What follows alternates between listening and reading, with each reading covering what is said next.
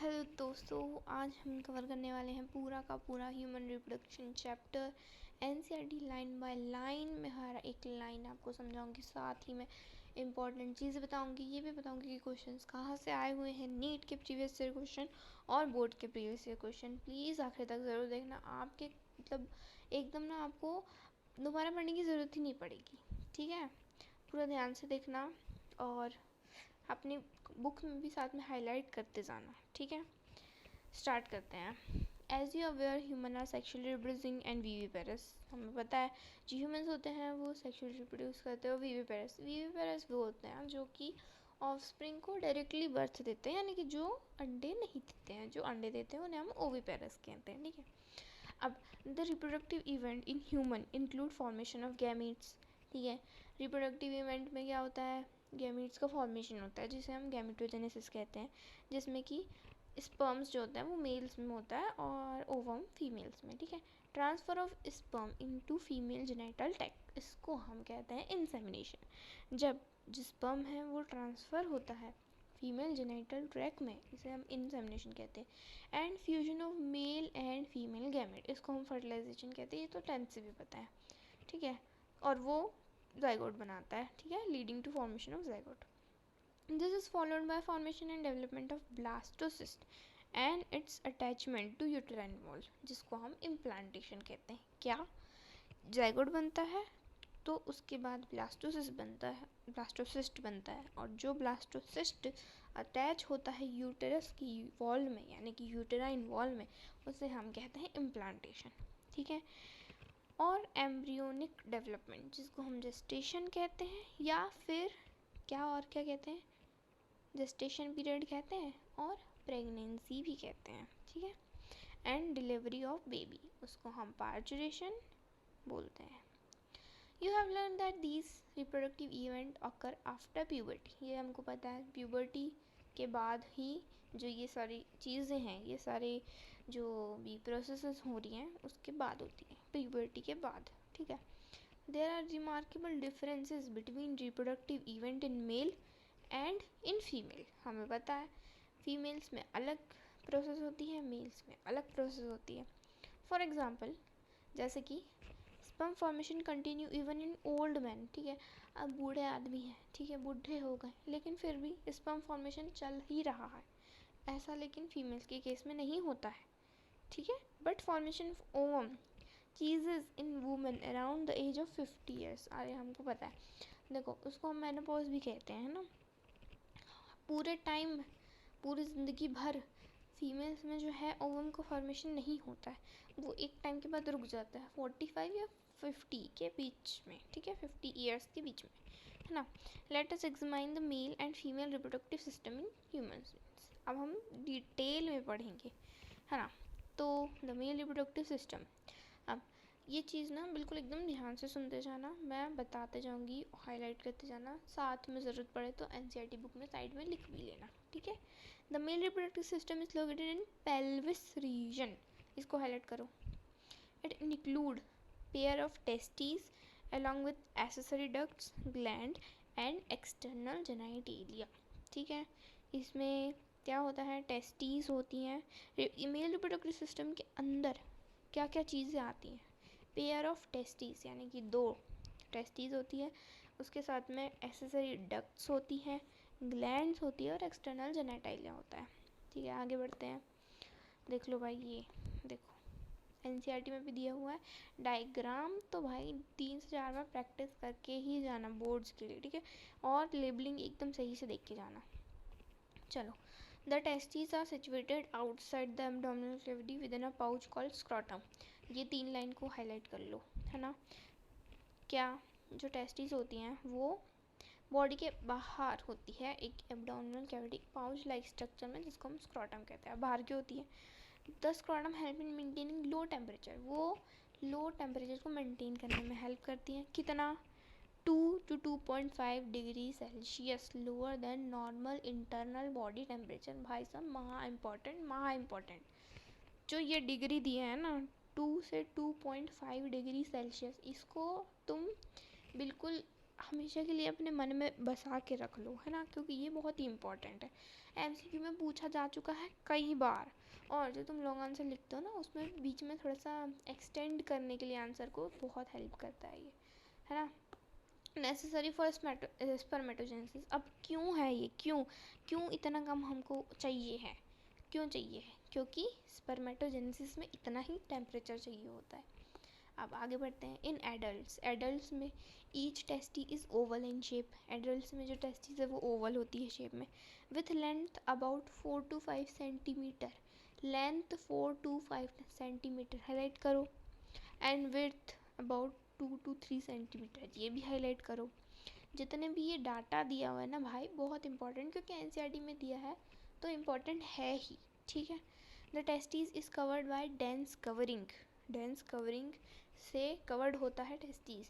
Each testes has about 250 compartment, जिसको हम testicular lobules कहते हैं। अंडरलाइन करो इस चीज़ को भी, ठीक है। आगे, each lobule contain 1 to 3 highly coiled seminiferous tubule. हर एक लोब्यूल में कितने होते हैं, ठीक है। टेस्टिकुलर लोब्यूल कितने, 250 कंपार्टमेंट टेस्टिस के अंदर, है ना। और उसके अंदर होते हैं 1 to 3 highly coiled seminiferous tubule in which sperms are produce. अब पूछ लेंगे तुमसे एमसीक्यू में, बताओ। नीट का भी क्वेश्चन हो सकता है, हो सकता क्या, आ भी चुका है, बोर्ड्स में तो आया ही है, तो रिस्क नहीं लेना है, सब चीज़ पढ़ के जाना है। क्या पूछ लेगा क्वेश्चन, देखो, कि स्पर्म का एक्चुअल फॉर्मेशन कहाँ होता है। अब तुमसे पूछ लिया, है ना। जैसे कि मान लो ऐसे ऑप्शन देते हैं भाई, लगता है सारे ही सही है, लेकिन सही क्या है तुमको ये पहचानना है। पूछ लेगा testes, testicular lobule, seminiferous tubule, या कुछ भी, स्क्रॉटम। अब एक तरीके से देखें तो ये चारों ही ऑप्शन सही है, लेकिन सबसे ज़्यादा क्या सही है, सेमिनिफेरस ट्यूब्यूल, क्योंकि वहीं पे एक्चुअल में स्पर्म का प्रोडक्शन होता है, ठीक है। ये चीज़ आपको ध्यान है कि एकदम बिल्कुल माइन्यूट चीज़ों को, नीट में तो ऐसे ही क्वेश्चन पूछते हैं, बोर्ड में चलो फिर भी एमसीक्यूज थोड़े से ठीक है, लेकिन नीट में तो भाई एकदम कंफ्यूजिंग ही पूछते हैं, है ना। अब each seminiferous tubule is lined on its inside by 2 type of cell, ठीक है। 2 टाइप की सेल होती है किसमें, सेमिनिफेरस ट्यूब्यूल की लाइनिंग में, है ना। लाइनिंग या लेयर बोल सकते हो, है ना। तो 2 टाइप की सेल्स क्या है, मेल जर्म सेल्स है, जिसको हम स्पर्मेटोगोनिया भी कहते हैं, अंडरलाइन कर लो। और सर्टोली सेल, इसको तो कर ही लो, ठीक है। अब दोनों का फंक्शन देख लेते हैं। जो मेल जर्म सेल है वो मियोटिक डिवीजन करता है और स्पर्म फॉर्मेशन करता है। मियोटिक डिवीजन जो वर्ड है उसको हाईलाइट कर लो, है ना। जबकि जो सर्टोली सेल्स है वो न्यूट्रिशन प्रोवाइड करता है जर्म सेल्स को। अभी देखो, हमको यहाँ तक पता चल गया कि जो सेमिनिफेरस ट्यूब्यूल्स है उसके अंदर ही स्पर्म का फॉर्मेशन होता है ना। अब कैसे होता है, कहाँ पे होता है, स्पर्म सेमिनिफेरस ट्यूब्यूल के अंदर भी 2 टाइप की सेल्स होती है उसकी लाइनिंग में, जो कि है मेल जर्म सेल्स, जिसको हम स्पर्मेटोगोनिया भी कहते हैं, और सर्टोली सेल्स, ठीक है। Male germ cells meiotic division करके स्पर्म बनाएंगे, है ना। और जो सर्टोली सेल्स है वो इन्हीं जर्म सेल्स को न्यूट्रिशन प्रोवाइड करेंगे।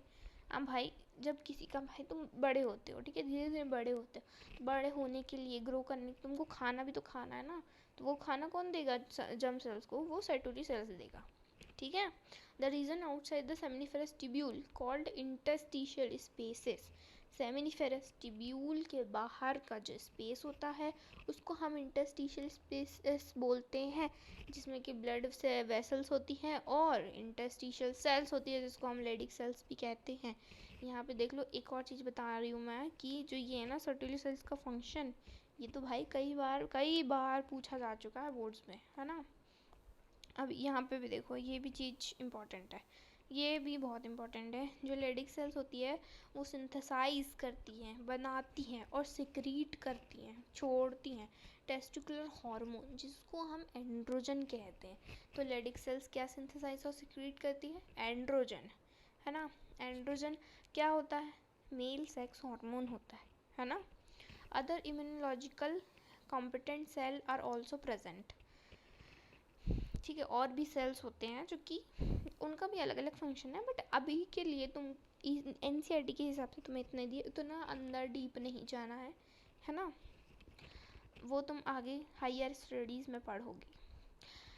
आगे पढ़ते हैं। The male sex accessory duct include radial testis, vasa efferentia, epididymis और वास डिफरेंस। अब मेल सेक्स एक्सेसरी डक्ट्स, ठीक है, अब हमने देख लिया कि भाई कौन क्या क्या होता है, यहाँ पे देख लिया हमने कितने किसके बारे में, पूरा तो टेस्टिस के बारे में पढ़ा है ना। अब हम डक्ट्स के बारे में पढ़ेंगे, कौन कौन सी डक्ट्स होती हैं, है ना। तो क्या होता है, रेडियल टेस्टिस होता है, वासा इफरेंशिया होता है, एपिडिडमस होता है, वास डिफरेंस। तुमको मैं बोल रही हूँ ये वाला भी तो इम्पोर्टेंट, बहुत इंपॉर्टेंट है, ये भी तुमको याद करना है। डायग्राम बना बना के देखना है, ये भी भाई 3 से 4 बार बना लूँगी, याद हो जाएगा। और डायग्राम कैसा भी बने, लेबलिंग सही से बना कर आनी है। तो radial testis, vasa efferentia, epididymis और वास डिफरेंस। हाँ, अब देखो, अब समझो काम की बात तुम। जो seminiferous tubule of testis open into vasa efferentia through radial testis, है ना। अब देखो यहाँ पे थोड़ा सा कन्फ्यूजन हो जाता है, मतलब जो थोड़े से वीक से बच्चे हैं उनके लिए मैं बता देती हूँ स्पेशली। देखो, जो सेमिनिफेरस ट्यूब्यूल है, देख लिया हमने, वहाँ पे क्या होता है, स्पर्म का फॉर्मेशन होता है ना। सेमिनिफेरस ट्यूब्यूल टेस्टिस में ओपन होती है, ठीक है। हाँ, टेस्टिस के अंदर तो होती है सेमिनिफेरस ट्यूब्यूल, है ना।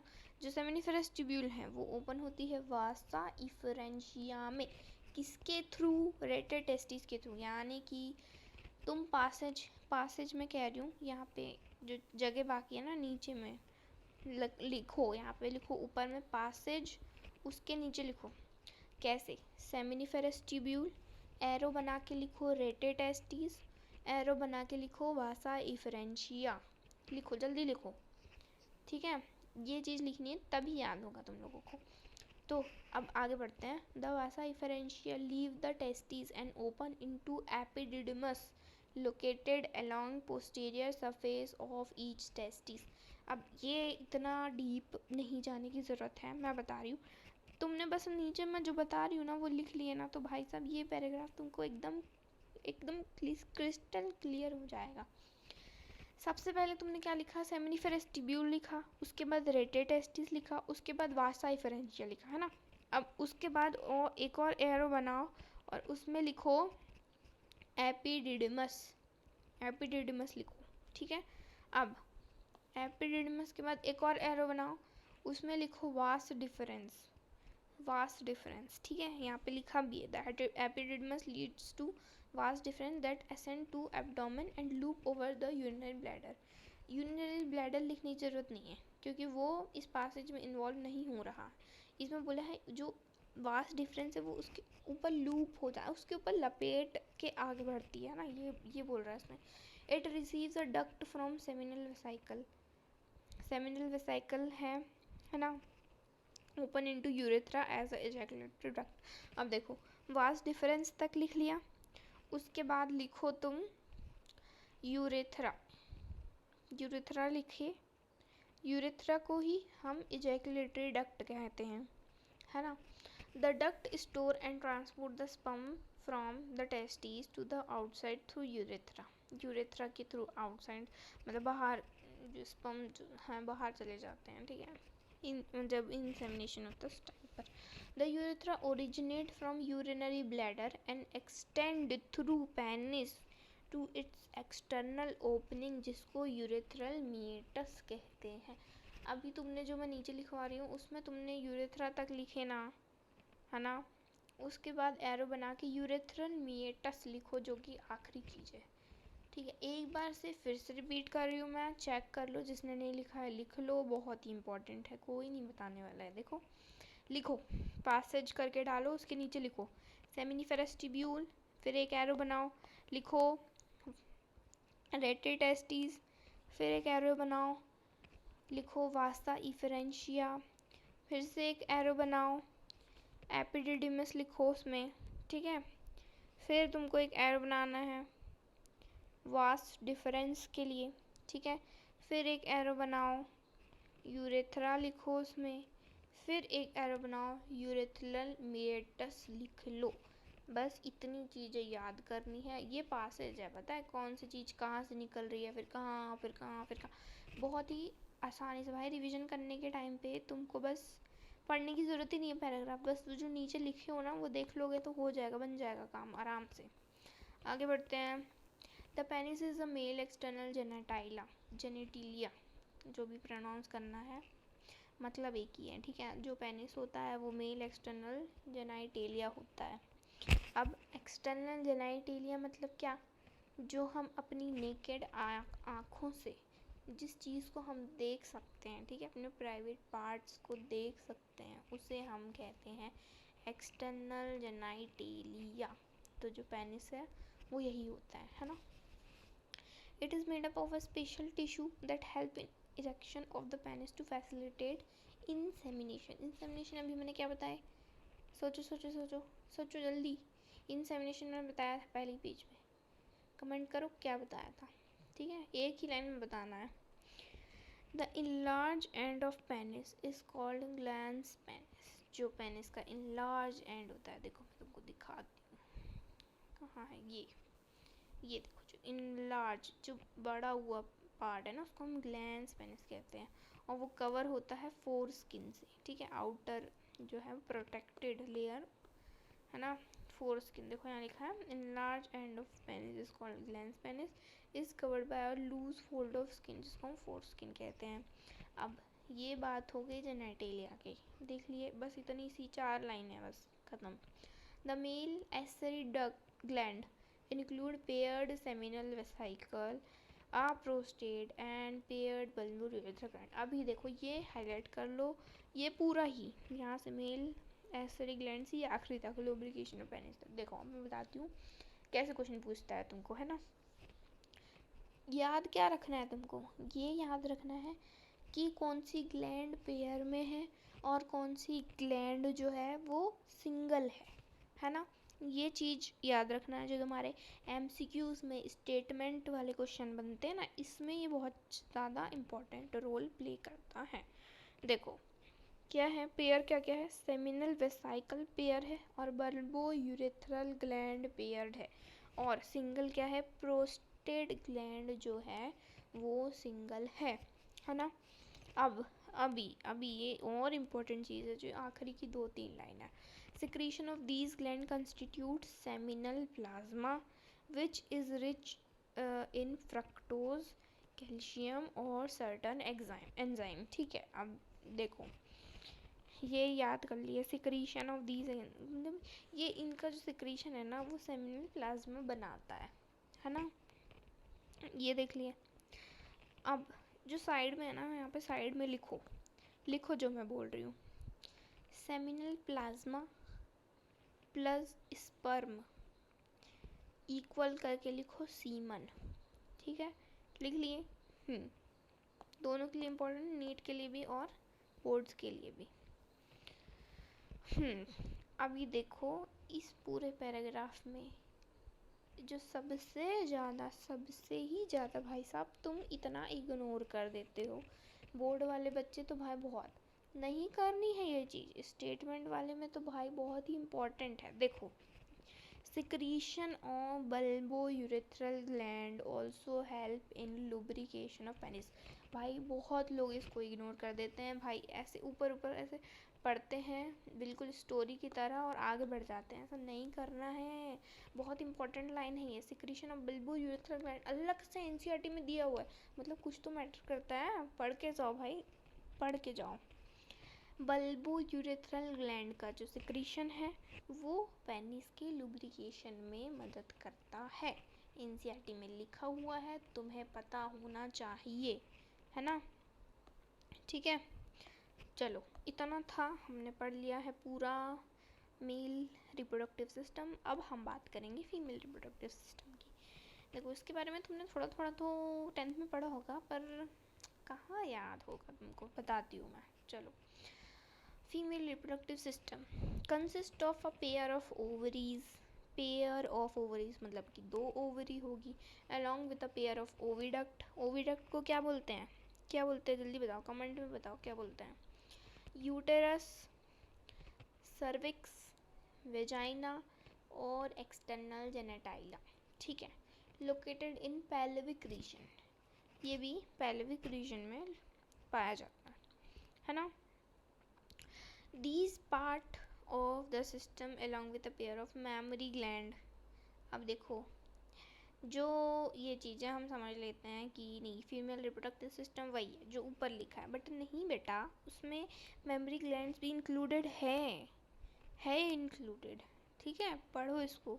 इसमें लिखा है these parts of the system along with pair, along with, इनके साथ साथ mammary gland are integrated structurally and functionally to support the process of ovulation, fertilization, pregnancy, birth and child care, ठीक है, लिखा है, मानना पड़ेगा, है ना। Ovaries are primary female sex organ that produce female gametes, जिसको हम ओवम कहते हैं, एंड सेवरल स्टेरॉयड हार्मोन, जिसको हम ओवेरियन हार्मोन भी कहते हैं। The ovaries are located one on each side of the lower abdomen, है ना, लोअर एब्डोमेन में पाए जाते हैं। अब each ovary is about 2 to 4 centimetre in length. करो, हाईलाइट करो उसको, इम्पोर्टेंट है। डेटा तो तुमको कहीं का नहीं छोड़ना है, हर जगह का हाईलाइट करना ही है। और साथ में ये भी हाईलाइट करना, these parts of the system along with pair of memory gland, यहाँ तक, है ना, पूरा इसको भी करना हाईलाइट, है ना। और रिविजन के टाइम पढ़ के ज़रूर जाना, ठीक है। Each ovary is covered by thin, अरे ये छोड़िए, each ovary is about 2 to 4 centimetre in length, ये तो कर चुके हो highlight, and is connected to pelvic wall and uterus by ligaments, यहाँ तक करो हाईलाइट, ये चीज़ भी इम्पॉर्टेंट है। In each ovary is covered by thin epithelium करो underline, which encloses the ovarian stroma, ये भी करो। The stroma is divided into 2 zone, a peripheral cortex and an inner medulla. अरे देखो भाई, जो बोर्ड्स वाले बच्चे हैं, स्पेशली मैं बताती हूँ, तुम लोग ऊपर पढ़ के चले जाते हो, है ना, फिर पेपर में यहाँ से क्वेश्चन आएगा, बताओ स्ट्रोमा जो डिवाइडेड है 2 जोन में, अब बताओ वो जोन क्या है। अब तुम पूछते हो यह सिलेबस से बाहर, नहीं बेटा, देखो एनसीईआरटी की बुक का पेज है ये, आखिरी में एक छोटी सी लाइन दी है, तुम इग्नोर कर देते हो, यही चीज़ पेपर में आ जाती है, कुछ भी नहीं छोड़ के जाना है। Notes is notes but NCERT is the king, पढ़ना है इसको अच्छी तरह, ठीक है। ये थोड़ा सा ना बहुत कंफ्यूजिंग सा है, तो मैं भी सजेस्ट करूँगी कि इसे भी करो तुम इग्नोर, इसको तो कोई इम्पोर्टेंट नहीं है उतना, बस बाकी जिनको ऊपर से देखना है तो कोई नहीं है, लेकिन बहुत कंफ्यूजिंग सा डायग्राम है, और अभी तक कुछ पूछा नहीं गया है इसमें से बोर्ड्स में, तो नीट में भी नहीं पूछा गया है ना। बाकी तुमको जो थ्योरी है वो बता रही हूँ मैं, वो चीज़ याद रखनी है। चलो, द ओविडक्ट, देखो मैंने पूछा था ओविडक्ट क्या है, फैलोपियन ट्यूब है, ठीक है। Uterus and vagina constitute a female accessory duct, each fallopian tube is about 10 to 12 centimeter long, करो highlight, and extend from periphery to each ovary to the uterus, ठीक है। The part closer to the ovary is a funnel shape infundibulum, करो, important है ना, important है, ये चीज़ पता होना चाहिए तुमको, क्या कहाँ नहीं, क्या सब पता होना चाहिए। The edges of the infundibulum possess finger like projection, जिसको हम फ्रिम्बे ही कहते हैं। अब बहुत लोग अलग अलग प्रोनाउंस करते हैं, तो ओके, फिम्ब्रे, मैं तो ये करती हूँ, ठीक है। Which help in collection of ovum after ovulation, अभी देखो यहाँ से ओवरी है, अब देखो ये बाहर है भाई, आप सोच रहे होगे कैसे भाई, उड़ के थोड़ी चली जाएगी अंदर, तो इसके लिए कौन हेल्प करता है, फिम्रे। यहाँ से जो ओवरी है, जब वो ओवम को रिलीज़ करती है तो उसको कैच कर लेता है, कौन, फिम्रे कैच कर लेता है ना। अब ये मत पूछना कैच नहीं हुआ तो क्या होगा, होता है बेटा, होता है ना। which help in collection of ovum after ovulation, है ना। The infundibulum lead to a wider part of oviduct जिसको हम एम्प्यूला कहते हैं। एम्प्यूला यहाँ पे देखो, ये है एम्प्यूला, है ना। देखो तुम तो सबसे पहले ना याद कर लो, स्ट्रक्चर याद कर लो, फिर से वही 4 से 5 बार इसको बना के देखोगे लेबलिंग के साथ तो याद हो जाएगा। 10th में तो किए होंगे लेकिन इतना डीप में नहीं किए होंगे, बट फिर भी मैं कह रही हूँ 4 से 5 बार बना के देख लो। तुमको जब याद होगा ना मतलब कि डायग्राम, तो बहुत सारी चीज़ों में हेल्प मिलेगी, है ना। The last part of oviduct जिसको हम इस्थमस कहते हैं has narrow lumen and it joint uterus. अभी देखो ये जो लिखा है नैरो ल्यूमन, ये भाई तुम समझोगे नहीं, नीट में आ चुका है ये वाला क्वेश्चन, है ना। बहुत बच्चे कंफ्यूज हुए, 1-2 वर्ड है बस, एनसीईआरटी में दिया 2 वर्ड है, इसको भाई एक एक वर्ड ना तुमको अच्छी तरह पता होना चाहिए, है ना। हाँ आगे बढ़ते हैं। देखो देख लिया ना, मैं एक बार फिर से वो कर देती हूँ, रिवाइज कर देती हूँ। ये फैलोपियन ट्यूब है तुम्हारा, ठीक है। इसमें होते हैं 3 पार्ट्स, इस्थमस, एम्प्यूला और इनफंडिबुलम। इनफंडिबुलम में फिम्ब्रे होता है ना। फिम्ब्रे कोई पार्ट नहीं है, लेकिन ये इनफंडिबुलम के अंदर ही आता है। अगर तुमसे पूछे कि फैलोपियन ट्यूब के जो 3 हैं पार्ट्स, उसका नाम बताओ, तो तुम ये 3 लिखोगे, इस्थमस, एम्प्यूला और इनफंडिबुलम, ठीक है। अब जब फिम्ब्रे का काम क्या होता है, ओवुलेशन के टाइम पे जो ओवम है उसको कलेक्ट करना, है ना। और फिर ये फैलोपियन ट्यूब के होते हुए वो ओवम चला जाता है, ठीक है। इतना बताया था। The uterus is single and it is also called womb. Womb भी कहते हैं यूटेरस को। The shape of the uterus is like an inverted pear. Inverted pear करो, हाईलाइट करो। It is supported by ligament attached to pelvic wall. The uterus open into vagina through narrow cervix. cervix यहाँ पे लिखा है देखो, है ना। जो यूट्रस है वो ओपन होता है सर्विक्स से और बाद में फॉलोड बाय वजाइना। कहाँ पे थे अब? The cavity of the cervix is called cervical canal, ठीक है।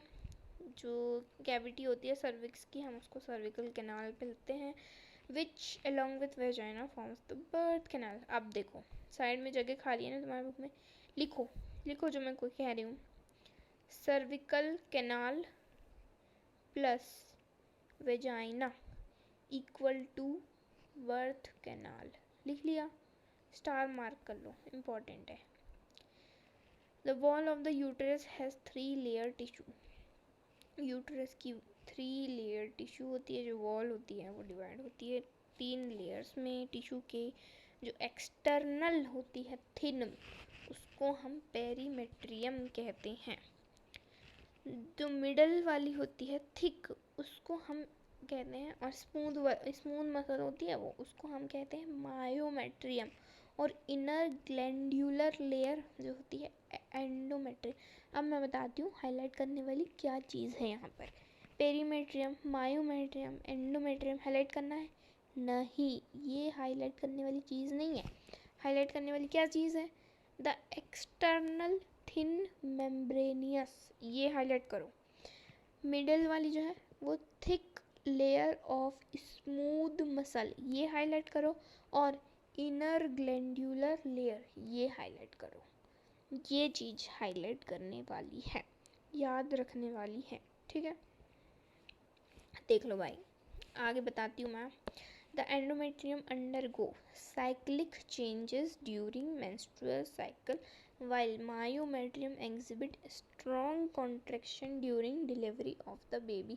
भाई साहब महा इम्पोर्टेंट 2 स्टार लगा लो इस वाले में, हाईलाइट कर लो अच्छे से, बिल्कुल दिल दिमाग दोनों में बिठा के रख लो, बहुत ही इम्पोर्टेंट है। जो एंडोमेट्रियम है वो साइक्लिक चेंज करता है मेंस्ट्रुअल साइकिल में, जबकि जो मायोमेट्रियम है वो स्ट्रॉन्ग कॉन्ट्रैक्शन करता है बेबी के डिलीवरी के टाइम पर, है ना। अभी एक और क्वेश्चन पूछती हूँ, डिलीवरी ऑफ बेबी क्या है बताओ, क्या बोलते हैं? एक वर्ड है वो, क्या बोलते हैं?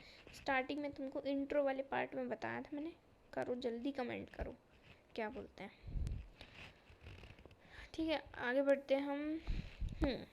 Female external genitalia include mons pubis, labia majora, labia minora, hymen, clitoris। 5 चीज़ें हैं, याद कर लो, ठीक है। mons pubis, labia majora, labia minora, hymen और clitoris, है ना। ये चीज़ें हैं। अब देख लो इनका क्या क्या है, कैसा होता है। जो mons pubis है is a cushion of fatty tissue covered by skin and pubic hair। ठीक है। The labia majora are fleshy fold of tissue which extend down from mons pubis and surround the vaginal opening, right? The labia majora are paired fold of tissue under the labia majora, है ना। labia minora are the paired fold of tissue under the labia majora. The opening of vagina is often covered partially by a membrane called hymen. The clitoris is a tiny finger-like structure which lie in the upper junction of two labia minora above the urethral opening। ठीक है, यहाँ तक तो अभी तक board में question नहीं पूछा है, लेकिन जहाँ से पूछा है अब करो इसको underline. The hymen is often torn during first coitus intercourse, ठीक है।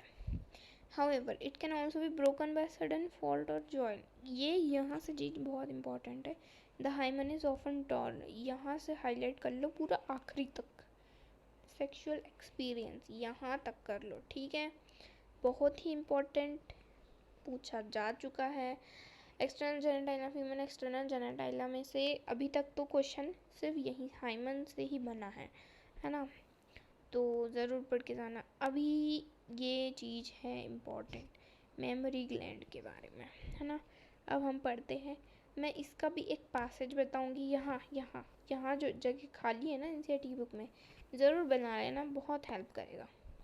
देखो, अ फंक्शनल मेमोरी ग्लैंड इस कैरेक्टर सेट। अरे एक और चीज़ बताती हूँ, बोर्ड्स में भी 1-2 बार ऐसा क्वेश्चन आ चुका है, चाहे वो 2 मार्क्स में हो या 3 मार्क्स में हो या 5 मार्क्स में। जो स्टेप वाले क्वेश्चन होते हैं ना, वो ABCD ये सब, उसमें भी पूछा गया है ये वाला एक क्वेश्चन, और आ भी सकता है। Right short note on memory gland.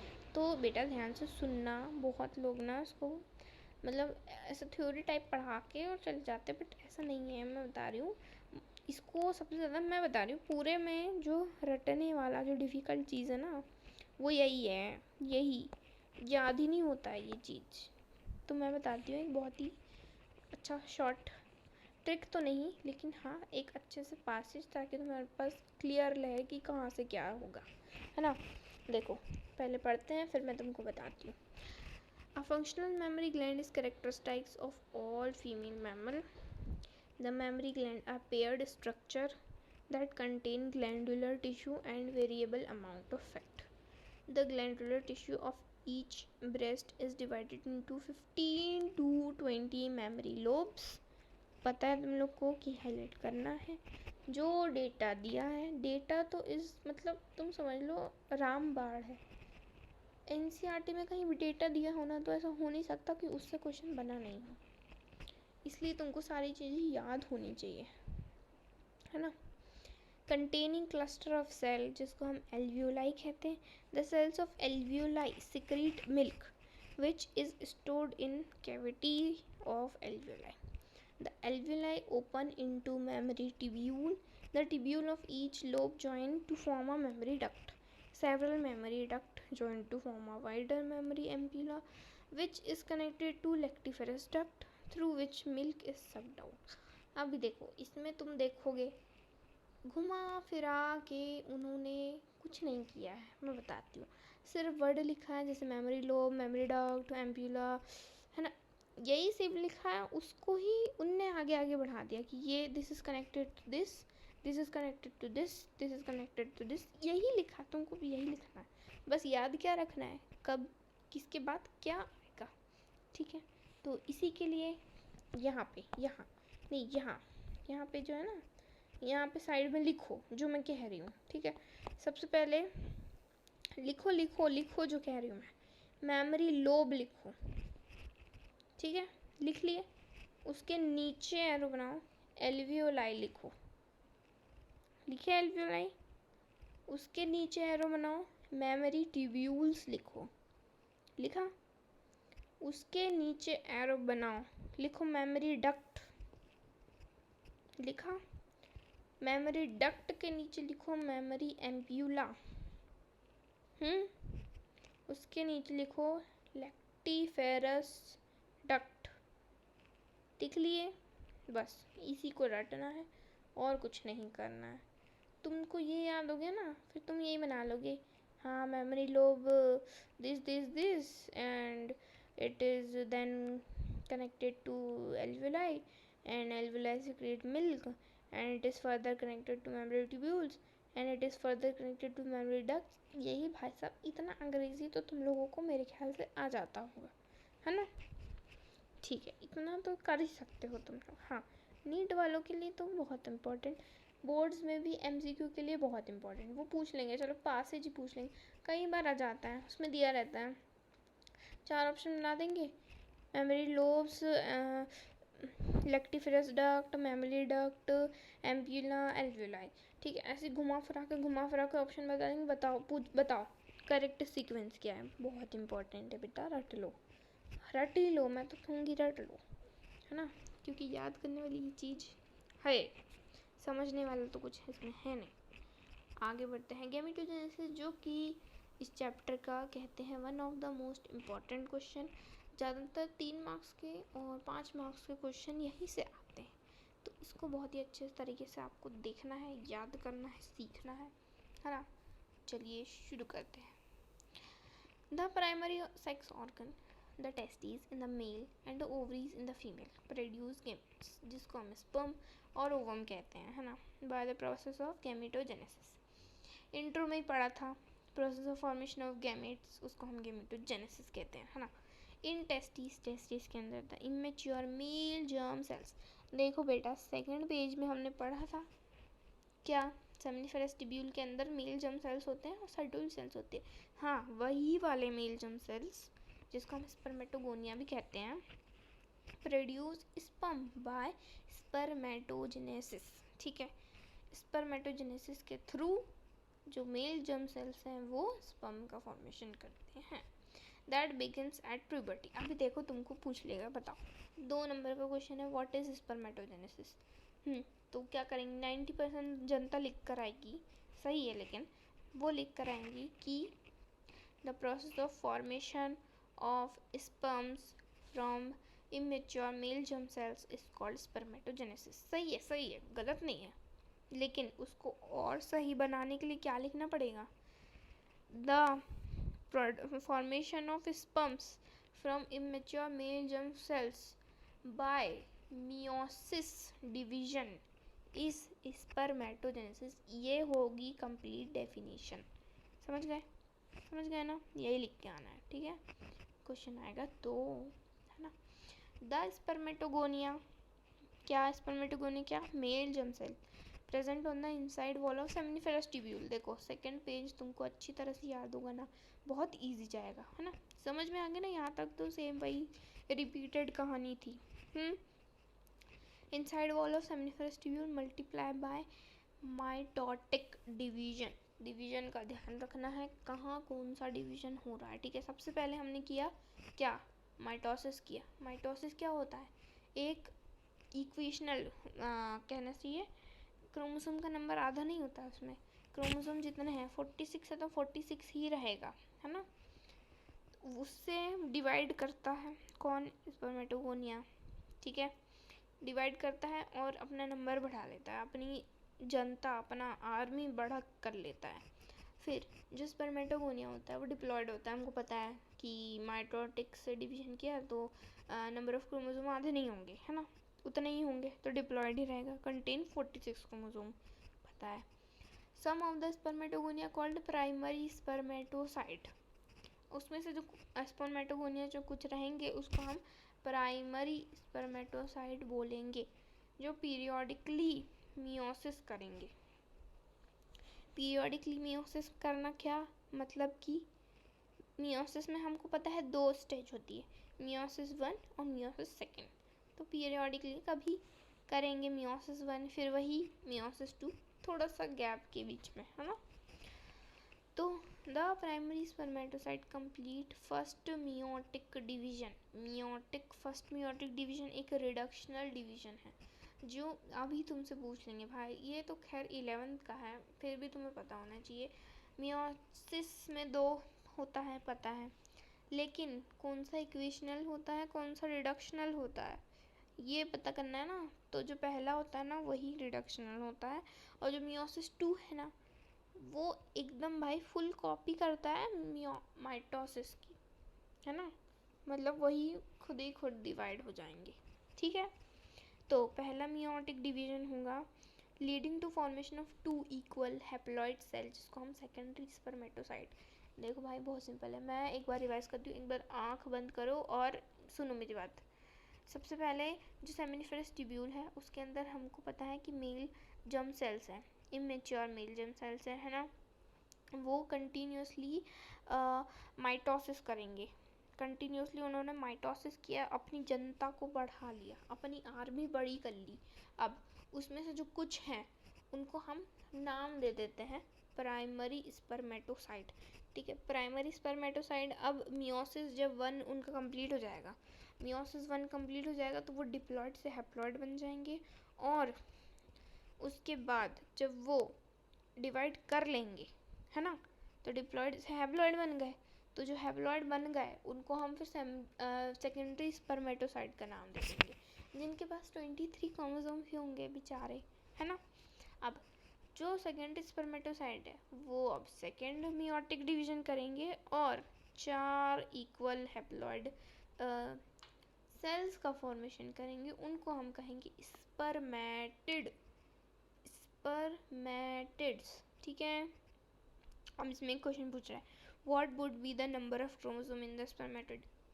क्या बकवास बात, अभी तो उन्होंने बताया कि डिप्लॉइड से हैप्लॉइड में जा रहा है, तो हम सेकेंडरी स्पर्मेटोसाइट कह देंगे, और वही सेकेंड मियोटिक डिवीजन कर रहा है, तो भाई साहब क्रोमोसोम का नंबर तो 23 ही हुआ ना, हैप्लॉइड हुआ ना, हैप्लॉइड से डिप्लॉइड कैसे बन जाएगा, हैप्लॉइड ही रहेगा, ठीक है।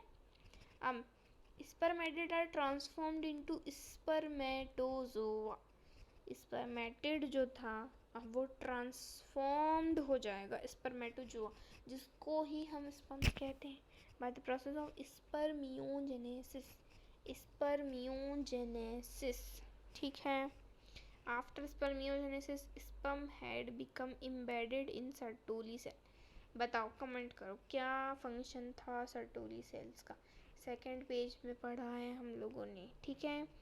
And are finally released from seminiferous tubule by the process of spermiation. देखो बहुत बच्चे कंफ्यूज होते हैं आखिरी की इन कुछ लाइनों में, मैं बता देती हूँ। जो स्पर्मेटिड है जब वो ट्रांसफॉर्म्ड होंगे स्पर्म्स में, यानी कि स्पर्मेटोजोआ में, उसे हम स्पर्मियोजेनेसिस कहेंगे, ठीक, समझ में आ रहा है, स्पर्मियोजेनेसिस कहेंगे।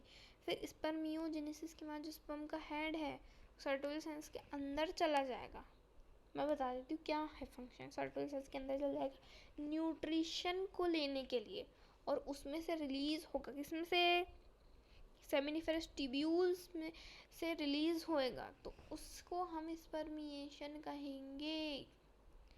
बहुत ज़्यादा इम्पोर्टेंट है, हाईलाइट कर लो, स्पर्मिएशन किसको कहेंगे, स्पर्मियोजेनेसिस किसको कहेंगे, है ना।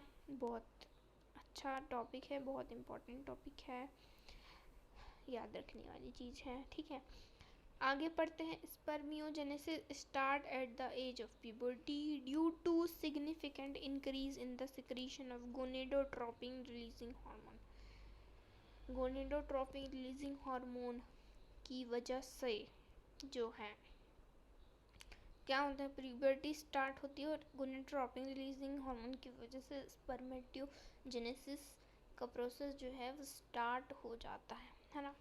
If you recall, this is a hypothalamic hormone, very important, highlight कर लो, स्टार लगा लो, है ना।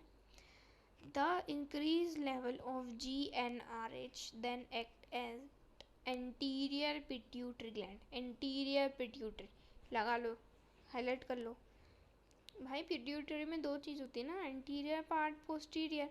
कौन सा? एंटीरियर, है ना।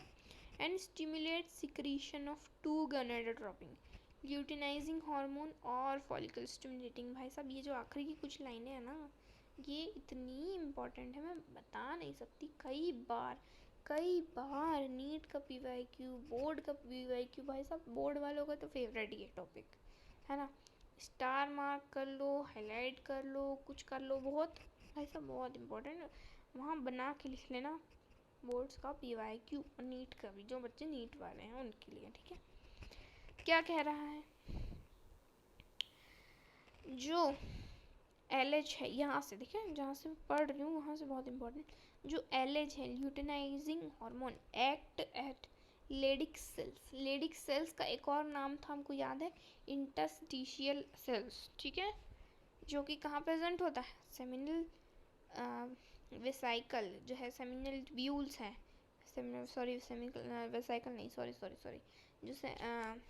जो सेमिनिफेरस ट्यूब्यूल्स है ना, उसके बाहर जो रहता है इंटरस्टिशियल स्पेस, उसके अंदर होती हैं लेडिक सेल्स, ठीक है। वहाँ पे LH जाके एक्ट करता है और स्टिमुलेट करता है सिंथेसिस और सेक्रेशन ऑफ एंड्रोजन। देखो हमने पढ़ा था पेज 2 में, तुमको दिखाती हूँ मैं, चलो दिखाती हूँ।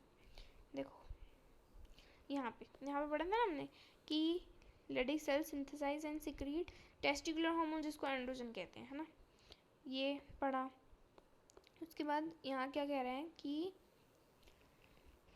जो LH है वो लेडिक सेल्स को अंदर एक्ट करता है और वो ही स्टिमुलेट करता है कि लेडिक सेल्स उसको एंड्रोजन को सिंथेसाइज करो, बनाओ और सिक्रीट करो, छोड़ो, है ना। अब androgen in turn stimulate the process of spermatogenesis. अब स्पर्मेटोजेनेसिस ऐसी थोड़ी हो जाएगी, चलो भाई स्पर्म बनाते हैं, ऐसे थोड़ी हो जाएगा। अपनी मर्जी से ही नहीं बनने लग जाएंगे स्पर्म, अपनी मर्जी से ही स्पर्मेटोजेनेसिस नहीं होने लग जाएगा। जो ये एंड्रोजन है ना, यही आके स्टिमुलेट करेगा कि भाई चलो बनाना चालू करो, ठीक है।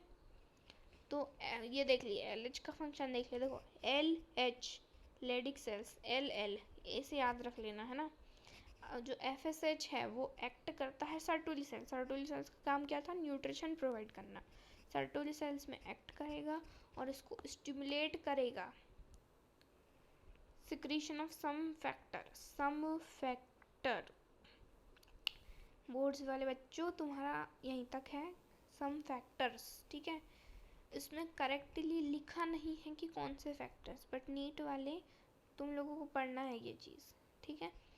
Which help in the process of spermiogenesis. भाई ये ना इतना इम्पोर्टेंट है, मैं बता रही हूँ, बोर्ड्स में अभी तक नहीं आया, नीट के में 2-3 साल में आया है ये, इतना इम्पोर्टेंट। नीट में PYQ आ सकता है तो बच्चों बोर्ड में तो आ ही सकता है ना, ये याद रखना है।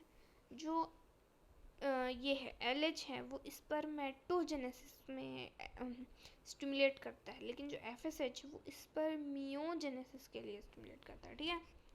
देखो अगला topic, most asked topic from this chapter in 3 marks, board exam में 3 मार्क्स में, बहुत ही ज़्यादा इम्पोर्टेंट। क्या कुछ ये मत पढ़ो, पहले तुम इसका स्ट्रक्चर याद करो, जितनी भी लेबलिंग्स है वो याद करो। अगेन 4 से 5 बार बनाओगे, याद हो जाएगी, आराम से हो जाएगी, ठीक है। तो देखो क्या कह रहा है, let us examine the structure of sperm. It is a microscopic structure composed of head, neck, middle piece, tail. 4 चीज़ें होती हैं, हेड होता है, नेक होता है, मिडिल पीस होता है, टेल होता है, ठीक है। A plasma membrane envelop the whole body of the sperm। अब जो पूरा स्पर्म की बॉडी है उसको एक चीज़ एनवेलप करके रखती है, क्या? प्लाज्मा मेम्ब्रेन, ठीक है। The sperm head contain elongated haploid nucleus. Haploid पता है ना तुमको, स्पर्म जो होते हैं वो हेप्लॉइड होता है, तो ऑफ कोर्स न्यूक्लियस तो हेप्लॉइड होएगा यार, थोड़ा सा अपना भी न्यूक्लियस कह रही, दिमाग यूज़ करो, ठीक है। The interior portion of which is covered by a cap like structure जिसको हम एक्रोसोम कहते हैं। बेटे एक्रोसोम का इतना इम्पोर्टेंट रोल है ना, जितना कि ये स्पर्म का भी नहीं है, ठीक है। यही जो चीज़ है वो एकदम ओवम की लेयर को फाड़ के अंदर जाने में हेल्प करती है ना। बहुत इम्पोर्टेंट है, आगे तुम पढ़ोगे, आगे मतलब इस चैप्टर में पढ़ोगे, ठीक है। The acrosome is filled with enzymes that help fertilization of ovum, ठीक है। यही चीज़ है भाई, इसका ना होने की वजह से ना फर्टिलाइज नहीं कर पाओगे, मतलब स्पर्म फर्टिलाइज नहीं कर पाएगा। The middle piece possesses numerous mitochondria, middle piece जो है वो भरपूर माइटोकॉन्ड्रिया होते हैं उसके अंदर, ठीक है। माइटोकॉन्ड्रिया क्या फंक्शन होता है, एनर्जी प्रोवाइड करना ना, which produce energy for the movement of tail. अब भाई स्पर्म है, एक्रोसोम है, ठीक है, चलो हमको बता दिया एक्रोसोम से तुम लेयर वेयर को फाड़ फूड़ के अंदर जाने वाले हो, ठीक है। जाने वाले हो तो जाओगे कैसे, एनर्जी तो चाहिए ना, है ना। तो एनर्जी कौन प्रोवाइड करता है, मिडल पीस, जिसमें क्या होते हैं बहुत सारे माइटोकॉन्ड्रिया। इंपॉर्टेंट चीज़ है, हाईलाइट कर लो। वैसे तो ये टॉपिक को तुमको ना पूरा ही हाईलाइट कर लेना चाहिए, क्योंकि पूरा ही बहुत इम्पोर्टेंट है, फिर भी, है ना। अब देखो, which produce energy for the movement of tail that facilitate sperm motility essential for fertilization, है ना। अब the human male ejaculate about 200 to 300 million sperm during a coitus, of which for normal fertility at least 60% of sperm must have normal shape size and at least 40% them must have show vigorous motility। भाई इससे important बहुत, भाई बहुत important है यार, इसको तो ना स्टार मार्क कर लो तुम।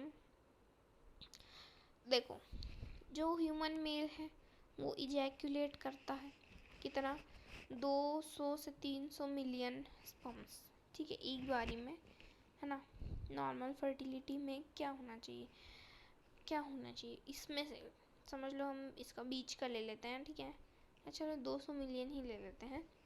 तो 200 मिलियन एक बार में इजैक्यूलेट किया उन्होंने, ठीक है, ह्यूमन मेल ने। तो उसमें से एक मतलब नॉर्मल फर्टिलिटी कब होएगी, जब 200 मिलियन में से कम 60% स्पर्म जो हैं वो नॉर्मल शेप साइज़ के हुए, है ना। और उसमें से एटलीस्ट उस 60% में से एटलीस्ट 40% को विगरस मोटिलिटी दिखाने की ज़रूरत है, मतलब कि अच्छा मोटाइल, मतलब अच्छा फास्ट रेसर होना चाहिए, ठीक है, समझ गए। आगे, sperm release from seminiferous tubule are transported by accessory duct, secretion of epididymis, vas deferens, seminal cycle and posterior are essential for maturation and motility of sperm. The seminal plasma along with the sperm constitute semen. The function of male sex excretory ducts and glands are mentioned, क्या है ये, हाँ भाई, maintained by testicular hormone, जिसको हम androgen कहते हैं। देखो क्या बोल दिया इसने, जो स्पर्म्स होते हैं वो सेमिनिफेरस ट्यूब्यूल से रिलीज होते हैं, वो ट्रांसपोर्ट होते हैं एक्सोरी डक्ट से, secretion of epididymis, vas deferens, seminal vesicle, prostate, इन सब का सिक्रेशन होता है ना, तो वो क्या करता है, मैच्योरिटी और मोटिलिटी बढ़ा देता है स्पर्म की, ठीक है। जो सेमिनल प्लाज्मा है along with sperm constitute semen. देखो भाई, मैं तुमको याद करो, मैंने वहाँ पे लिखवाया था, तुमको कुछ लिखवाया था ना कि seminal plasma plus sperms equal to semen, वही चीज़ है, देखो वही चीज़ है, ठीक है। The function of male sex accessory ducts and gland are maintained